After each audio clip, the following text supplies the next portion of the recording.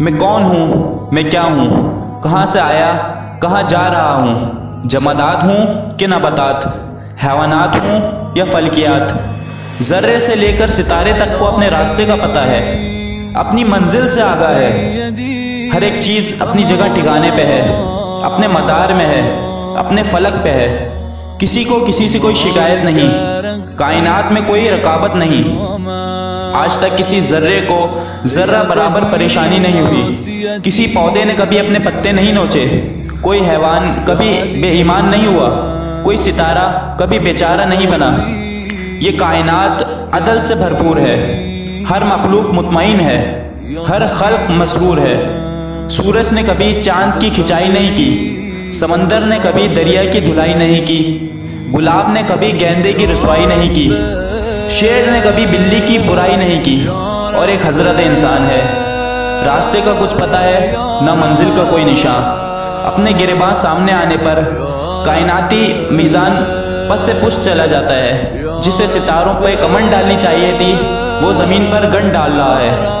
جو قدرت کی خلافت کا حقدار تھا وہ فطرت کی خفت کا سزاوار ہے۔ اسے کوئی سکون ہے نہ کہیں قرار ہے۔ اشرف المخلوقات کے اعزاز کے باوجود آدمی کتنا بے بس کیوں ہے، اتنا لاچار کیوں ہے؟ کائنات کی تمام دیگر مخلوقات کی طرح قدرت سے ہم آہنگ ہونے کے بجائے یہ سب سے نابرد آزما ہے، اسی لیے خود سے بے خود ہے اور خدا سے جدا ہے۔ انبیاء کی تعلیمات کا نچوڑ سقراء کے ایک جملے خود کو جانوں میں بند ہے۔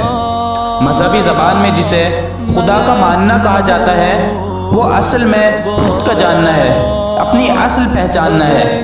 اسی حقیقت کو اقبا نے تعمیر خودی میں ہے خدائی کا لفظی جامہ پہنا دیا ہے۔ ہر عبادت کا واحد مقصد خود تک پہنچنا ہے، کسی خدا تک پہنچنا نہیں۔ کسی رسم کے عبادت یا بدعت ہونے کا واحد پیمانہ یہی ہے۔ انسانی زندگی کا اگر کوئی مقصد ہے تو وہ خود یابی تک کے اسی سفر کا یہی قصد ہے۔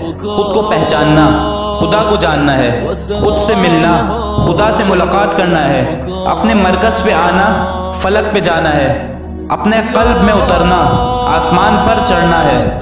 خود آگاہی دوسرا نام خدائی ہے۔